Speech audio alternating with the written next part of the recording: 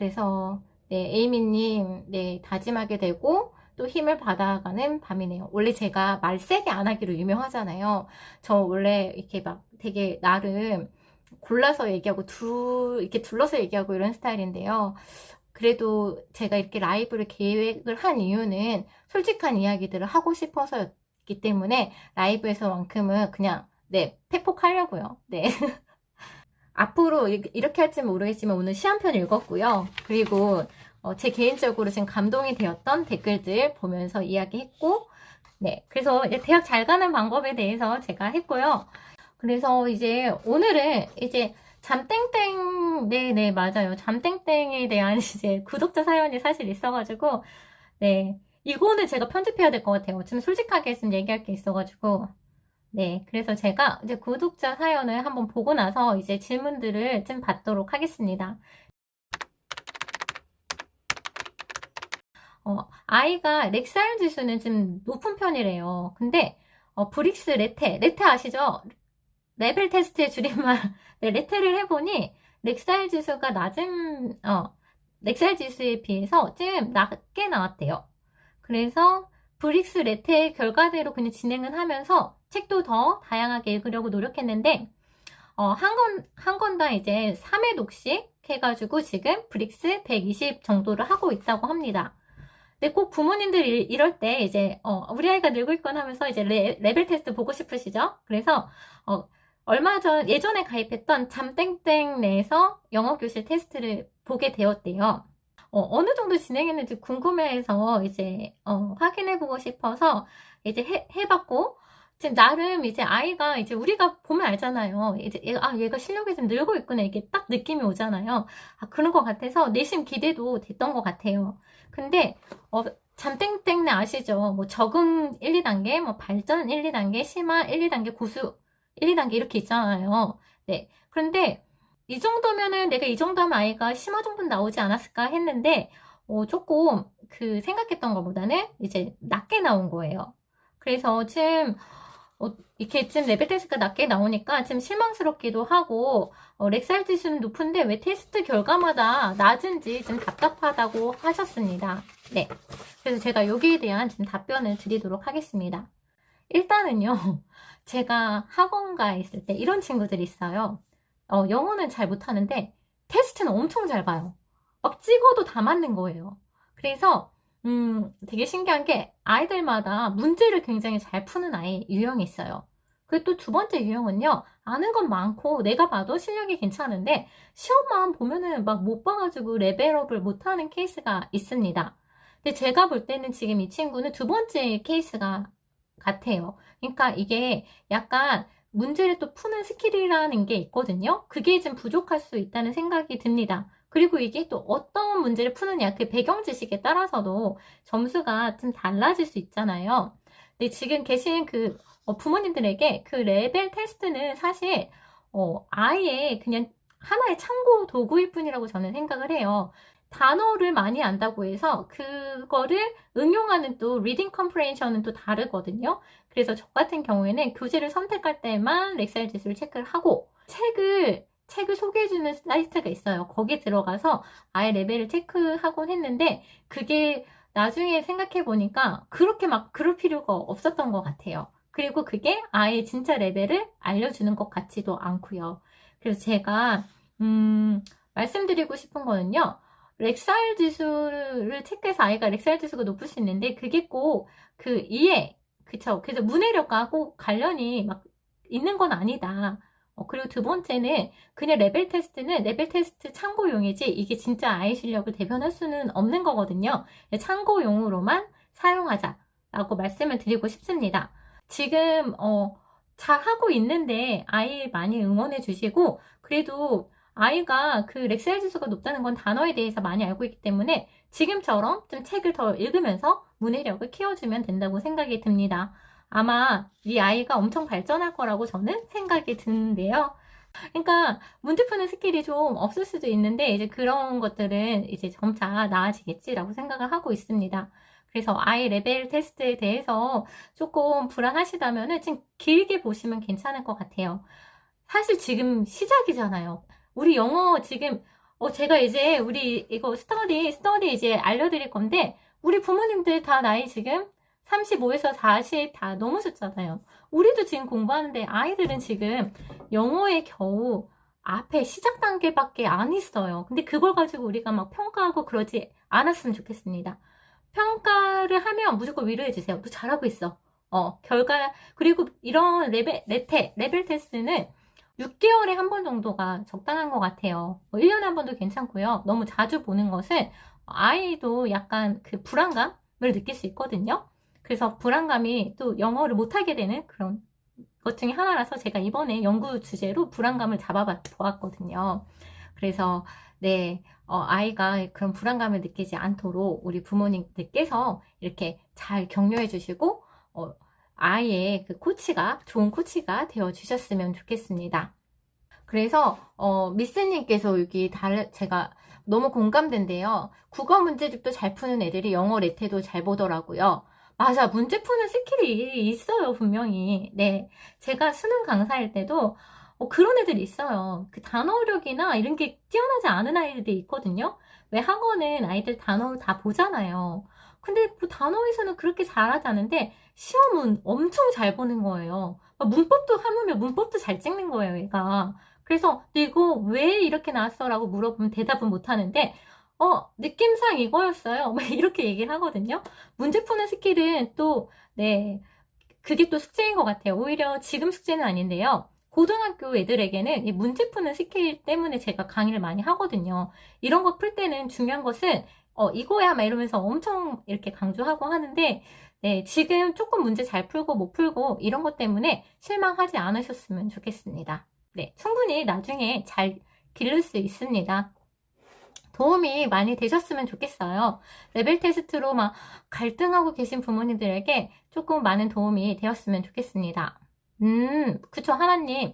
레벨 테스트 봐서 잘 안 나오면 내 노력이 헛된 것 같지만, 어떻게 보면은, 우리가 크게 노력했겠어요? 우리 아이들이 노력한 거죠. 그러니까 우리는 아이들을 오히려 위로를 해줘야죠. 너가 그렇게 열심히 했는데, 이거밖에 안 나오더니, 그 마음을 더 위로해 주시면 좋겠습니다. 에스더님, 네트 한 번도 안 봤대. 아니, 보는 거 괜찮아요. 근데 자주만 안 보면 되고요. 그리고 가끔씩 보는 거는 서로 이제 동기부여에 도움이 되기도 합니다. 네, 우리 에스더님 너무 귀여우세요. 댓글도 자주 달아가지고 제가 기억하고 있습니다. 다현님 좋은 질문 주셨는데요. 지금 이렇게 사연 엄청, 제가 꼭 이렇게 라이브 하면 사연도 엄청 올리시잖아요. 이 사연들, 카피앤페이스트에서 저희 모아자 카페에 오시면 사연 코너 이제 있어요. 거기다 올려주시면 그 다음 라이브 때 네, 되게 자세하게 네, 답변을 받을 수가 있습니다. 네, 그래서 그렇게 해주시는 게 더 좋고요. 문제 푸는 스킬 자체는 기를 수 있거든요. 하지만 그런 기초적인 거, 단어력이라든지 이런 거는 어느 한순간에 되는 건 아니기 때문에 그 부분이 훨씬 더 네, 중요합니다. 네, 맞아요, 은정님. 네, 모아자 카페로 오셔야 되죠. 아마 이제 제가 이거를 소개드리면은 모아자 카페 오고 싶을 거예요. 네, 이 하이라이트는 제가, 네, 한번 이렇게 이야기를 나눠보도록 하겠습니다. 제 책도 사고 유튜브 보면서 많이 도움을 받았대요. 그래서 쌤 책에서 나온 추천 도서 1단계인 리딩 액션 1권을요, 2주 만에 끝내고 두 번째 책 배송을 기다리고 있답니다. 근데 1학년 큰아이가 재밌어 하며 잘 읽는데 너무나 신기하대요. 그리고 5살 동생까지 덩달아서 외워서 같이 하니까 너무나 뿌듯하다고 하더라고요. 네. 그런데 이분께서 어떤 유튜버의 채널에 어떤 영상을 보셨대요. 근데 저의 얘기와 완전 반대 얘기를 하시더라고요. 영포자 엄마인 저로서는 너무나 혼란스러워서 이게 뭐지? 라는 생각이 들었다고 합니다. 쌤 영상에 흘려듣기에 대한 이야기가 많이 나와 있지만 그 두 가지 영상이 너무 상반되어서 어찌해야 될지를 몰라서 저의 생각을 듣고 싶어서 이렇게 글을 남겼다고 합니다. 우리가 크게 L1이라는 게 있고 L1은 모국어예요. First Language라고 해서 L1이 있고 이제 L2, Second Language가 있잖아요. 근데 대부분 Second Language는요, 이 L1에서 했던 연구들을 바탕으로 하고 있어요. 그래서 예전에 오래된 연구들을 보면 우리가 모국어를 습득하듯이 외국어도 이렇게 습득해. 막 이렇게 다 얘기를 하고 있어요. 그런데 최근에는요, 바뀌고 있습니다. 트렌드가. 우리가 첫 번째 모국어를 배우는 거와 두 번째 L2를 배우는 것은 굉장히 다르다라는 것이 최근에 이제 논문 트렌드입니다. 그런데 여기서 우리가 추가적으로 하나 더 생각을 해봐야 합니다. 바로 뭐냐면요, 배경이에요. 그러니까 크게 나눠서 영어를 배우는 환경, 한국에서 영어를 배우는 환경과 미국 영어권에서 배우는 환경이 당연히 다르다는 것은 이미 제가 책에서도 강조했지만 또 다른 환경이 하나가 더 있습니다. 바로 뭐냐면요, 개인적인 환경이 우리가 다 달라요. 예를 들면은 어떤 엄마 아빠는요, 외국에서 대학을 나와서 아이에게 영어를 쓸 수 있어요. 쓸 수 있는 환경이 될 수도 있죠. 그리고 아이가 잘못 얘기하면 코렉션 해줄 수도 있고, 그리고 아이가 이렇게 아이를 좀 지도하는데 어느 정도 조금 더 쉬운 환경일 수 있습니다. 두 번째는요, 방학마다 외국 가서 아웃풋을 하고 오는 아이들이 있어요.